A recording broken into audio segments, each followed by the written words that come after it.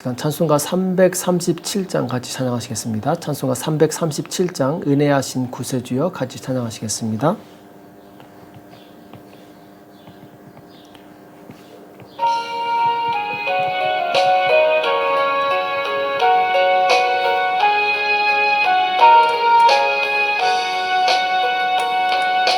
은혜하신 구세주여 내 말 들으사 죄인오라 하실 때에 날 부르소서. 주여 주여 내 말 들으사 죄인오라 하실 때에 날 부르소서. 자비하신 보좌 앞에 꿇어 엎드려 자복하고 회개하니 믿음 주소서. 주여 주여 내 말 들으사 죄인오라 하실 때에 날 부르소서. 주의 공로 의지하여 주께 가오니 상한 마음을 고치시고 구원하소서. 주여 주여 내 말 들으사 죄인오라 하실 때에 날 부르소서. 만복 근원 예수시여 위로하소서. 우리 주와 같으시니 어디 있을까. 주여 주여 내 말 들으사 죄인오라 하실 때에 날 부르소서.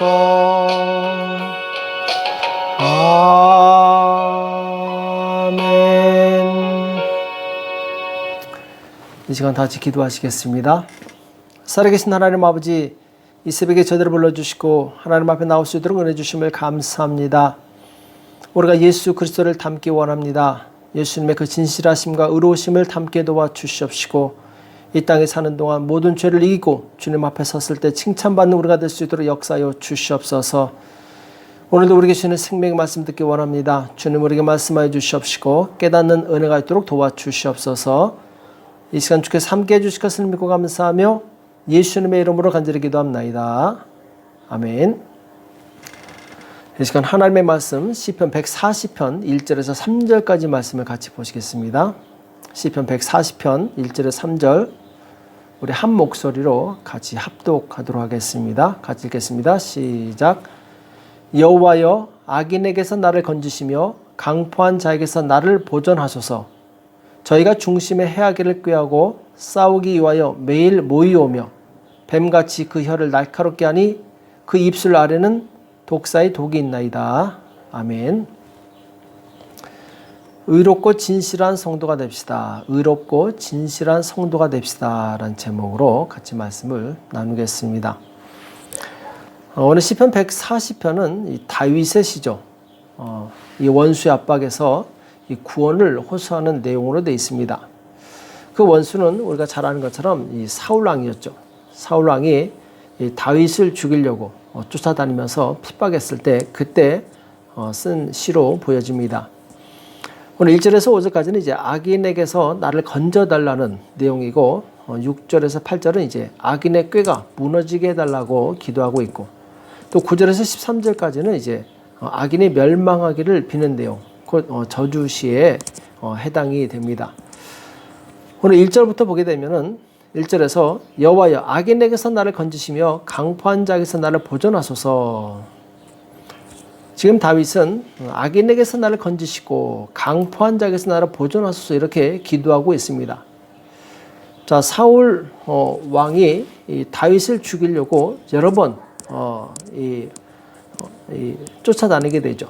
그래서 이제 다윗은 생명의 위협을 느끼게 되는데 지금 사울은 왕이라는 자신의 지위를 이용해서 막강한 군사력을 가지고 힘이 없는 다윗을 죽이려고 쫓아다녔죠. 자, 악인의 특징은 바로 이와 같습니다. 자기의 힘을 이용해서 약한 자를 공격하는 것, 이것이 바로 악인의 특징이죠. 그러나 의인은 이 악인에게 똑같이 대항해서 싸우지 않습니다. 대신 하나님께 나가서 기도하게 되죠. 로마서 12장 17절 보면은 아무도 악으로 악을 갚지 말고 모든 사람 앞에서 선한 일을 도모하라. 자, 하나님을 의지하는 선한 백성은 악을 악으로 갚지 않습니다. 또 21절에 보면 악에게 지지 말고 선으로 악을 이기라 이렇게 말씀하고 있죠. 자, 악을 악으로 갚지 말고 도리어 선으로 악을 이기라고 말씀하고 있습니다. 이것이 바로 크리스찬의 자세입니다. 다윗이 자기를 죽이려는 이 사울과 맞서 싸우지 않고 대신에 하나님께 나가서 기도했던 것처럼 의인은 위기가 왔을 때, 나를 괴롭게 하는 자들이 왔을 때 하나님께 나가서 기도하게 됩니다. 모세도 역시 마찬가지였죠. 모세를 대적해서 이 반란을 일으켰던 고라와 다단과 아비람, 온 그리고 250명의 이 족장들이 모세를 죽이려고 했을 때 모세는 그들에게 욕하지 않습니다. 그들에게 대항하지 않고 하나님 앞에 나가서 간절히 기도하게 되죠. 그래서 악인은 자기의 힘을 의지하지만 의인은 하나님의 힘을 의지합니다. 그리고 하나님의 힘을 의지한다는 것은 곧 기도의 자리에 나간다는 것을 의미하죠. 사울이 왕이 되고 나서 기도했다는 이야기가 없습니다. 마지막에 블레셋과의 전투를 앞두고 너무 두려워서 이 뒤늦게 하나님을 찾았지만 하나님께서는 응답하지 않으시게 되죠. 자, 사울왕처럼 이 하나님의 은혜를 많이 경험했음에도 불구하고 결국 하나님께 버림받은 이야기가 성경에는 굉장히 많이 나옵니다. 그 이유는 무엇이냐? 평상시에는 내 마음대로 살다가 급할 때만 하나님을 찾거나 혹은 하나님을 자기 이익의 도구로 삼는 사람은 하나님께서 만나주지 않습니다. 결국 하나님께서 그 사람을 버리시게 되죠. 오늘 2절과 3절, 4절, 5절에는 이 악인들의 특징에 대해서 말씀하고 있는데 2절에 보면 저희가 중심에 해하기를 꾀하고 싸우기를 위하여 매일 모이오며, 자, 악한 자의 특징이 무엇이냐? 중심에 남을 해하기를 도모한다라는 것이죠. 계획을 세운다라는 것이죠. 그리고 싸우려고 한다라는 것이죠. 또 3절에 보면은 뱀같이 그 혀를 날카롭게 하니 그 입술 아래는 독사의 독이 있나이다. 자, 뱀같이 그 혀를 날카롭게 하니 곧 악하고 가시 돋친 말로 다른 사람들에게 상처를 주는 사람을 의미하죠. 또 4절에 보면은 여호와여 나를 지키사 악인의 손에 빠지지 않게 하시며 나를 보존하사 강포한 자에게서 벗어나게 하소서. 저희는 나의 걸음을 밀치려 하나이다. 나의 걸음을 밀치려 하나이다. 자, 길에서 벗어나게 한다는 뜻이죠. 그러니까 다른 사람의 가는 길을 막고 그 길에서 이 벗어나게 하는 사람, 이런 사람이 이 악인이라는 것이죠. 또 5절에 보면은 교만한 자가 나를 헤아리고 올무와 줄을 놓으며 길 곁에 그물을 치며 함정을 두었나이다. 자, 교만한 자가 올무와 줄을 놓고 그물을 치고 함정을 두었다 이렇게 말씀하고 있죠. 곧 악한 자는 다른 사람을 함정에 빠뜨리는 사람입니다. 오늘 이러한 이 악인에 대해서 사무엘상 18장 24절에 보면은 의로운 다윗을 사울에게 참수했던 그 신하들이 이야기가 나오죠. 그래서 사울의 신하들이 사울에게 고하여 가로되 다윗이 여차여차히 말하더이다. 자, 지금 사울과 그 신하들은 한통속입니다. 다윗을 모함하고 죽이기를 꾀하고 있는데, 자, 신하들이 사울에게 이 다윗을 참수하게 되고, 자, 이 말을 들은 사울은 다윗을 죽일 계획을 세우게 되죠. 그래서 사무엘상 18장 25절에 보면은 사울이 가로되 너희는 다윗에게 이같이 말하기를 왕이 아무 패백도 원치 아니하고 다만 왕의 원수의 보복으로 블레셋 사람의 양피 100을 원하신다 하라 하였으니 이는 사울의 생각에 다윗을 블레셋 사람의 손에 죽게 하리라 함이라. 자, 지금 사울은 내 딸을 주겠다, 아주 달콤한 말이죠. 그러나 그 속에는 독이 있었습니다. 마치 뱀의 혀 밑에 독이 있는 것처럼 사울의 생각에 다윗을 블레셋 사람의 손에 죽게 하리라. 사울은 다윗에게 선의를 베푸는 척하면서 사실은 마음속으로는 다윗을 죽이려는 계획을 가지고 있었습니다. 자, 악인의 이 특징이 바로 이것입니다. 생각과 말이 다르다는 것이죠. 말은 그럴듯하게 하지만 생각은 악한 생각입니다. 우리의 모든 생각을 아시는 하나님께서 이것을 모르시겠습니까? 다 알고 계십니다. 그래서 이 생각과 말이 다른 사람, 이 사람을 하나님께서는 굉장히 싫어하십니다. 신약시대에 보면은 대표적인 사람들이 바로 바리새인들이죠. 그래서 예수님께서 바리새인들을 아주 적나라하게 비판하신 내용이 나오는데, 자, 그 말씀이 마태복음 23장 25절 이하로 나오죠. 화 있을진저 외식하는 서기관들과 바리새인들이여 잔과 대접의 겉은 깨끗이 하되 그 안에는 탐욕과 방탕으로 가득하게 하는도다. 소경된 바리새인아 너는 먼저 안을 깨끗이 하라. 그리하면 겉도 깨끗하리라. 화 있을진저 외식하는 서기관들과 바리새인들이여 회칠한 무덤 같으니 겉으로는 아름답게 보이나 그 안에는 죽은 사람의 뼈와 모든 더러운 것이 가득하도다. 이와 같이 너희도 겉으로는 사람에게 옳게 보이되 안으로는 외식과 불법이 가득하도다. 자, 하나님께서 가장 싫어하시는 것이 바로 이것입니다. 바로 외식이죠. 겉과 속이 다른 것, 말과 행동이 다른 것. 이것을 하나님께서는 굉장히 싫어하십니다. 이 바리새인들은 이런 외식으로 인해서 예수님까지도 올무에 걸어서 넘어뜨리려고 하죠. 마태복음 22장에 보면은 이 바리새인들이 와서 예수님의 말을 올무로 삼아서 예수님을 죽이려는 계획을 세우게 됩니다. 그래서 예수님한테 가이사에게 세를 바치는 것이 가합니까? 아니면 불가합니까? 이렇게 물어봅니다. 이때 예수님께서는 저희의 악함을 아시고 가라사대, 저희의 악함을 아시고 가라사대. 예수님께서는 그들이 예수님을 시험하는 의도를 알고 계셨던 것이죠. 그러면서 외식하는 자들아 어찌하여 나를 시험하느냐 이렇게 말씀하시죠. 이들에 대해서 외식하는 자라고 말씀하고 있습니다.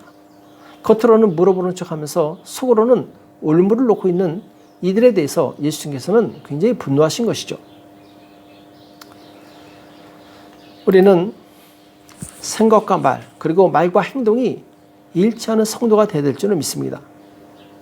하나님 앞에서 정말 의롭고 진실한 성도가 되기 위해서는 내가 생각하는 것과 말하는 것이 일치해야 됩니다. 그리고 내가 정말 그렇게 살고 있는지를 스스로 점검을 해봐야 됩니다. 만약 내가 나 자신을 스스로 점검하지 않으면 나는 의인이라고 착각하며 살 수 있습니다. 바리새인들도 자신들은 의인이라고 생각을 하고 있었어요. 그러나 예수님께서는 그들의 외식을 강하게 비판하시게 되죠. 그러니까 그들은 자신을 몰랐던 것입니다.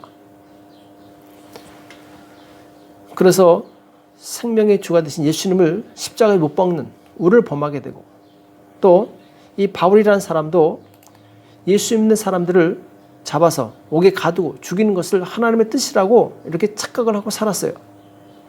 그러나 나중에 이 사도 바울도 예수님께서 비춰주신 그 빛을 보고 나서야 자신의 죄악을 깨닫고 회개하게 됩니다. 이 많은 사람들이 이처럼 스스로 의롭다고 생각을 합니다. 그러나 하나님 보시기에도 과연 내가 의로운가? 우리는 이런 질문을 던질 수 있어야 됩니다. 그리고 말씀을 통해서 그 답을 얻을 수 있어야 됩니다. 자, 8절 이하에서는 이 다윗이 악한 자들에 대해서 저주의 시를 쓰게 되는데, 여호와여 악인의 소원을 허락지 마시며 그 악한 꾀를 이루지 못하게 하소서. 또 9절에 보면은 나를 애우는 자가 그 머리를 들 때에 저희 입술의 해가 저희를 덮게 하소서. 곧 이 뱀의 혀처럼 독을 말한 자들이 그 독이 그들의 머리에 돌아가게 하라. 곧 그들로 그 해를 당하게 해달라는 그런 기도죠. 또 10절에 보면은 뜨거운 숯불이 저에게 떨어지게 하시며 불 가운데와 깊은 웅덩이에 저희로 빠져 다시 일어나지 못하게 하소서. 또 11절에 악담하는 자는 세상에서 굳게 서지 못하며 강포한 자에게는 재앙이 따라서 패망케 하리다. 이렇게 말씀하고 있습니다. 자, 이 저주시 역시 개인적인 어떤 감정의 시간입니다. 그것은 이 하나님 나라의 관점에서 이해할 수 있어야 됩니다. 사울과 그 신하들로 인해서 이스라엘 민족은 하나님께 대한 신앙을 잃어버리게 됩니다. 그리고 마침내 큰 희생을 치르게 되죠. 다윗은 악한 자들의 활동을 묶는 기도를 하게 되는데, 그 이유는 무엇이냐? 악한 자들의 활동 때문에 무고한 많은 사람들이 희생을 당하기 때문에 그렇습니다. 지금 아프간 사태만 봐도, 자, 지도자를 잘못 만나니까 무고한 사람들이 희생을 당합니다. 2차 세계전쟁 때도 이 한 사람, 독재자의 만행으로 인해서 수많은 사람들이, 수백만의 사람들이 죽임을 당하게 됩니다. 자, 이런 악인들의 활동으로 인해서 그 입는 사회적인 피해, 그리고 이 하나님 나라의 피해는 정말 막대하게 되죠. 그래서 성도는 하나님 나라 확장을 방해하고, 그리고 성도들의 안위를 위협하는 그런 것들에 대해서 하나님께 기도할 수 있어야 됩니다. 하나님, 이 모든 악한 영들의 활동, 이런 핍박과 환난을 묶어주십시오. 공중 권세 잡은 자들의 활동을 묶어주십시오. 이렇게 기도할 수 있어야 됩니다. 초대교회 때 핍박을 받던 성도들은 바로 이것을 위해서 담대하게 기도했던 것을 보게 됩니다. 사도행전 4장 29절에서 31절에 보면은 주여 이제도 저희의 위협함을 하감하옵시고, 자, 복음을 전하는 사도들을 잡아 가두고 때리고, 그리고 복음을 전하면 죽인다고 협박을 합니다. 이때 사도들이 무엇이라고 기도했냐면 저들의 위협을 내려달라고, 묶어달라고 기도합니다. 또 종들로 하여금 담대히 하나님의 말씀을 전하게 하여 주옵소서. 손을 내밀어 병을 낫게 하옵시고 표적과 기사가 거룩한 종 예수의 이름으로 이루어지게 하옵소서. 빌기를 다음에 모인 곳이 진동하더니 우리가 다 성령에 충만하여 담대히 하나님의 말씀을 전하니라. 이렇게 말씀하고 있습니다. 자, 초대교회 이 성도들이 복음을 전할 때 기도하니까, 악한 영들의 활동을 묶는 기도를 하니까 그들의 복음 사역에 큰 역사가 일어납니다. 부흥의 역사가 일어나게 되죠. 이처럼 우리는 묶는 기도를 할 수 있어야 됩니다. 악한 자들의 활동을 묶는 기도를 할 때 우리의 사역은 더욱더 힘있게 일어날 수 있게 됩니다. 자, 오늘 전반적인 말씀을 통해서 하나님께서는 어느 사람의 편에 계시는가? 의인의 편에 서시게 되는데, 자, 의인은 어떤 사람이냐면 의로운 일을 즐거워하고 또 진실한 이 삶을 살아가는 사람을 의미하게 됩니다. 그래서 하나님은 누구 편이냐? 항상 이렇게 공의를 행하고 진실이 사는 사람의 편이 되어주시게 됩니다. 그래서 우리는 내가 무언가 이 하나님을 위해서 일하려고 하기보다 먼저는 의롭고 진실한 곧 그리스도의 성품을 가진 자로 스스로를 준비시키시기 바랍니다. 내가 준비되면 하나님께서는 나를 통하여 큰 역사를 이루실 것입니다. 오늘 말씀 기억하시면서 하나님, 내가 의롭고 진실한 성도가 되옵소서 기도하시는 저와 여러분 되시길 예수님의 이름으로 축복합니다. 기도하겠습니다. 살아계신 하나님 아버지, 오늘 우리에게 말씀해 주심을 감사합니다. 하나님, 우리 삶이 주님 앞에 의롭고 진실하기 원합니다. 그리하여 하나님 보시기에 부끄러움 있게 도와 주시옵시고 세상에 하나님의 영광을 선포할 수 있도록 주여 역사하여 주시옵소서. 오늘도 기도할 때 성령께서 역사하여 주실 것을 믿고 감사하며 예수님의 이름으로 간절히 기도합나이다. 아멘. 오늘 말씀 기억하시면서 하나님, 내가 의롭고 진실한 성도가 되기 원합니다. 나에게 믿음을 주십시오. 기도하시고 나라와 민족을 위해서 교회와 가정과 자녀를 위해서 그리고 북한에 있는 모든 백성들을 위해서 이 시간 합심해서 간절히 기도하겠습니다. 기도하겠습니다.